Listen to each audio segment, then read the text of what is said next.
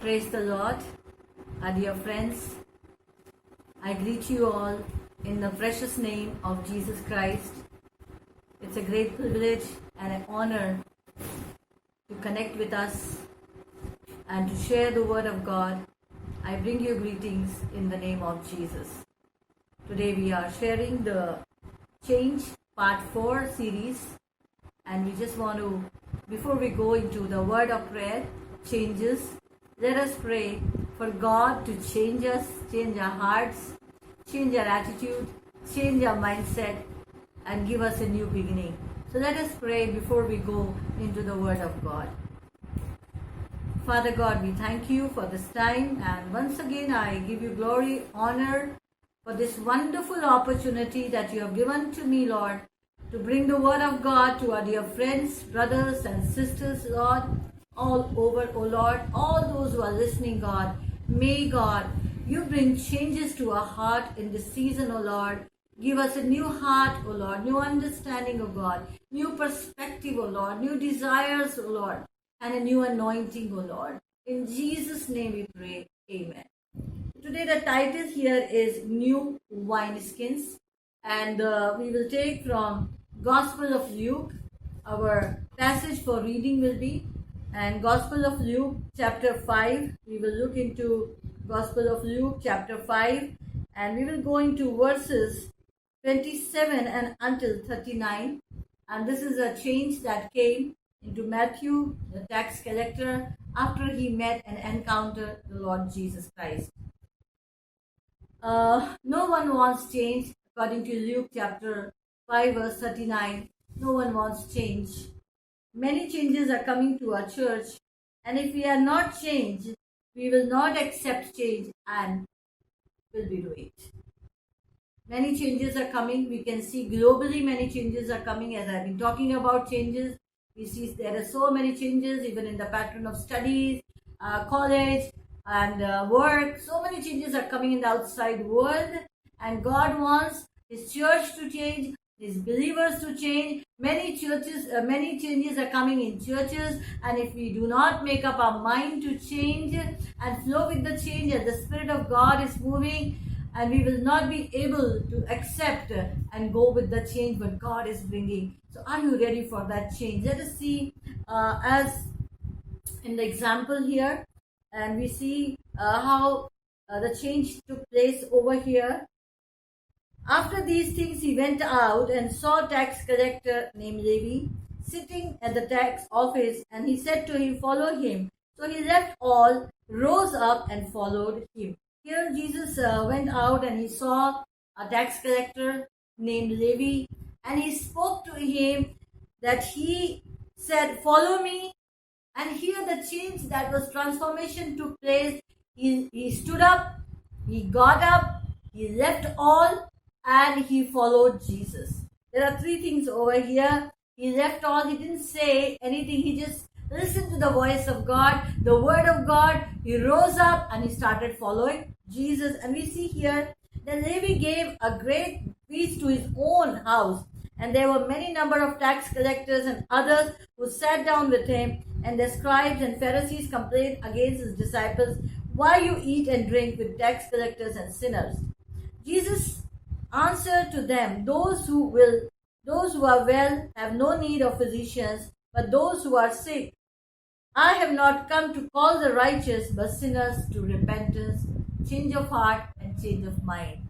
The first point I would like to share here, if we are not changed, we will not understand change. If we keep doing the things that we have been doing again and again, we will not be able to understand the change what God is bringing in this season. The change of breakthroughs are coming. God is giving new season, it's coming.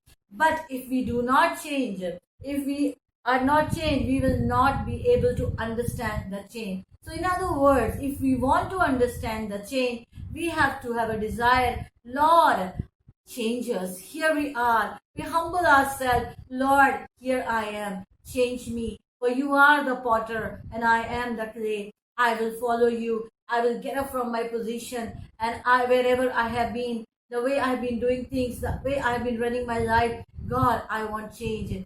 I will follow you, for his sheep hear his voice. And here we see three things under this point.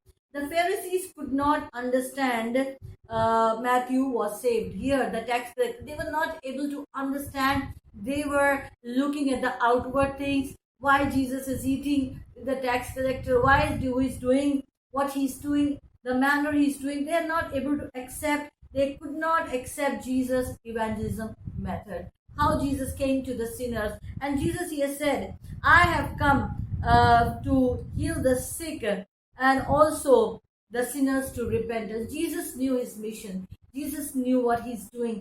Jesus came to call the sinners. He's calling people to repentance. This is the time when people are so lost. They are in so much of trouble. There are so much things going on. God is calling people to repentance, to have a repentance heart, to turn back to him, to follow him, and to go into his commands. Also, they could not accept Jesus' ministry methods. What they were having their mindset, the way the traditional mindset. I have talked about the religious spirit. They had the certain thing that this thing has to be done in this way. So they were not able to accept the evangelism method of Jesus. They were not able to accept the ministry method. Now he's eating with the sinners here and he's evangelizing. And we see so many people over here in this feast. And now the Lord is here and he is sharing the word. And now over here, Jesus is questioned also about his fasting. The second point I will want to share here, if we will not change, we will reject the change. Jesus changes. Jesus saves. His word changes. His spirit changes. When we cooperate with the change, when we allow, as a sick person allows the doctor and also allow for the treatment or whatever he is going through the treatment, if the patient allows, the doctor can help him and the cooperation can make him treat him. We have to open our hearts, we have to open our spirit. God cannot change us if we are not willing, and if we are willing, God is able to change us and also every day make us new, and he changes us into his own likeness. And we see here the Pharisees rejected Jesus as genuine because they did not see him fasting. If we are not changed, we will reject. If we keep on doing the same thing, the way we used to go, the way we used to spend time with God, the way we used to worship God, if we are not allowing the change, we will reject the change and will not flow with the change what God is doing at this very moment in the world, in the churches, what God is doing. We will not be able to understand the change, and that change will reject. Also, the normal procedures were followed, so God cannot be in. If the normal procedures are not followed, then God cannot be in. That a mindset. This is the how we have to go. This is how we have to do. The religious spirit and the Pharisee spirit, if they are not done, that means God is not there. They were looking for form, not life. But Jesus came to give new life. New life. Now we see here the tax collector, he had a new life. He was doing the things and according to the word of God, we see here he was a sinner and now his life was changed. Jesus came to change life. He has come to give life and life of abundance. And we see here God, he who has son has life, and God has come to give us life, life of abundance, not about the set things, the traditional things, and we keep on doing the form. And if we are not changed, we will reject the change. The third point here, we must change to accept God's change. God will never force. God will never force anyone. It is our desire. It is our humble act of obedience. It is our surrender. And we say, Lord, change us because we want to become new wineskins, new vessels. God, make us. Here we are. Lord, break us and mold us and make us new. Pour your new spirit in the season. Lord, fill me with your spirit. Help me, O Lord. And God, I am willing. If this is the attitude, if this is the desire, if this is the position of our heart, if this is where we are, we will be able to accept the change. Either we accept the change or we reject the change. Either we accept the word of God working in our life to germinate and to do, the word of God to take root into our heart, and also to have faith and receive by faith or reject. So there are two things over here, two choices here, and two examples are given here. And I will read further here. And they said to him, why do the disciples of John often fast and make prayers? Likewise, those the Pharisees, but yours eat and drink. He said to them, Jesus said to them, can you make the friends of the bridegroom fast while the bridegroom is with them? But the days will come when bridegroom will be taken away, and they will fast in those days. Then he spoke a parable to them. No one puts a piece into from a new garment to the old one. Otherwise the new makes tear, it will tear, and also the piece that was taken out of new does not match the old. No one puts new wine into old wineskins, or else the new wine will burst, and the wineskins will be spilled, and the wineskins will be ruined. But new wine must be put into new wineskins. Both are preserved, and no one, having drunk old wine, immediately desires new, for he says, old is better. Many times, this is what the people are. Old is better. The old habits, the old ways of life, old thought life, I am fine. Nobody wants to change it. But God desires us to change for our own good, because God is taking us to another level of understanding and also knowing His purposes. There are two examples here. Example of a fabric, a cloth. Even we see nobody will take a old patch and put it on a new, because it will tear both and it will not look good. And Bible says, put off the old and put on the new. Another example over here is new wine skin. New wine in old wine skin, otherwise it will burst. It will not be able to contain the new wine skin. So we see in the new wine skin, new anointing, new outpouring of the Holy Spirit. God desires that. And also the third point, we will see the fourth point over here. The new must be added to something new. Every day we see here the water, we add fresh water to our glasses. Every day we take fresh food, fresh water, not stale, it never tastes, it becomes bad. So the new must be put into new. In this season, dear friends, dear brothers and sisters, God is doing something new. Will we desire to accept the change, or we continue to be in the old things? This is a choice, and I pray, I encourage you to make a choice to change, and it can only happen when we are willing. And we will see, we need to be changing, we need to become new. And we will look into the Word of God in the book of Romans chapter 12 and verse 2. We will read here. This talks about living sacrifices. Verse 2, do not be conformed any longer to the patterns of this world. Dear brothers and sisters, the Word of God here is encouraging us, telling us, do not be conformed to the patterns of this world. There are patterns in this world. Here we see many things today are happening. People are in fear, people are in frustrations, and when people see those fearful people, they also go into the fear, anxieties. So do not be conformed to the patterns of this world, because, dear friends, as we accepted the Lord, we are children of God. We are the sons of God, daughters of God. We are not of the world, and we are encouraged here not to follow the pattern of this world. And also here the Word of God says, but be transformed by renewing of your mind. How can we be transformed? We can be only transformed when we make a desire to an effort by transforming, by renewing of our mind.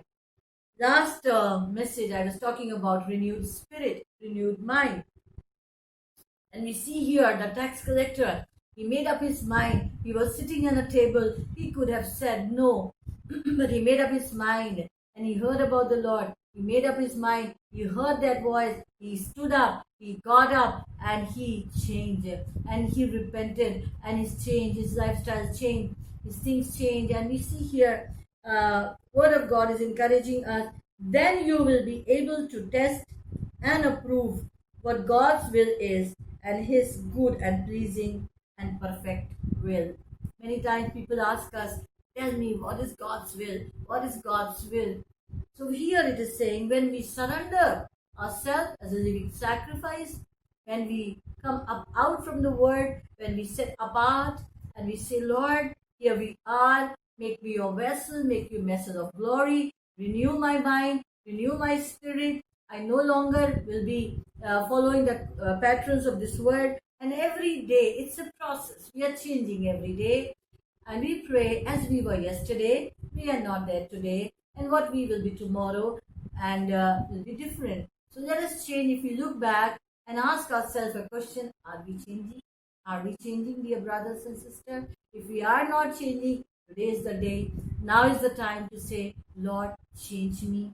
I have wasted enough time, no more to waste, and we are preparing for the coming of the Lord. God, prepare your bride, prepare your believers. We are the church of God. We are the church, and God is working, and we need to be changing regularly. Second Corinthians and chapter 3 and verse 18. We will look into Second Corinthians in the New Testament and Second Corinthians chapter 3 and verse 18.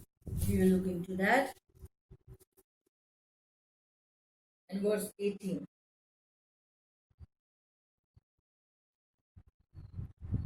And we who with unveiled faces all reflect the Lord's glory, being transformed into his likeness with ever increasing glory, within which comes from the Lord, who is the Spirit.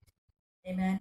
And we see here that God, here we are saying, transformed into his likeness, becoming like Jesus in his attitude, in his character, in the fruits of the Holy Spirit. We are the best person to evaluate and see our life. Are we changing?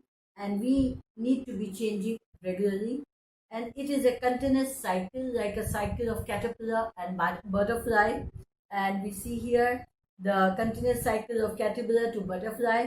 The butterfly stage is the shortest, but the butterfly flies high. And we need to allow God to change us again. Wherever we are, Lord, change us every day, every morning. Create in me a new heart. Lord, change me. I'm not satisfied where I am. Make me more like you and give our weaknesses to the Lord. We are changed by the work of the Holy Spirit. That's what we read over here in 2 Corinthians 3:18. We are changed by the work of the Holy Spirit. Nobody can change us. We cannot change ourselves. But when we say, God, your Spirit, here I am, change me, Spirit of God will work in our life. And we will see, we need to hear God's voice. We need to be led by, we need to be confirmed what God is. We need to be led by the Spirit. We need to have confirmed what God is saying. And we need to allow the Lord to work in our life. And this is how we can change. And we pray that God will make us new wineskins and pour new spirit in us. And we can flow with the changes what God is bringing. Are you ready, dear friends? If you are ready, let us make a prayer and we make a decision at the moment that, Lord, you change this. I am willing. Let us pray. Join us in prayer with me. Father God, we thank you. And Lord, I pray for all our dear brothers, sisters, friends, all who are connected through this message, O Lord, through this platform, O Lord. God, we just pray, make us a desire in our heart, a burning desire to be transformed into your likeness, Lord, to change and transform, to make a decision, not to follow the pattern of this world, but to be changed by renewing of our hearts and minds, Lord, that we may be able to know your perfect and pleasing will for us, for our lives, for our church, for our families, for our nation, that we may be able to know your will, Lord. And your will be established in our life, Lord. We give you glory, we give you honor, and we pray, help us to cooperate with your Spirit and your word, Lord. We thank you, Lord. For in Jesus' mighty name we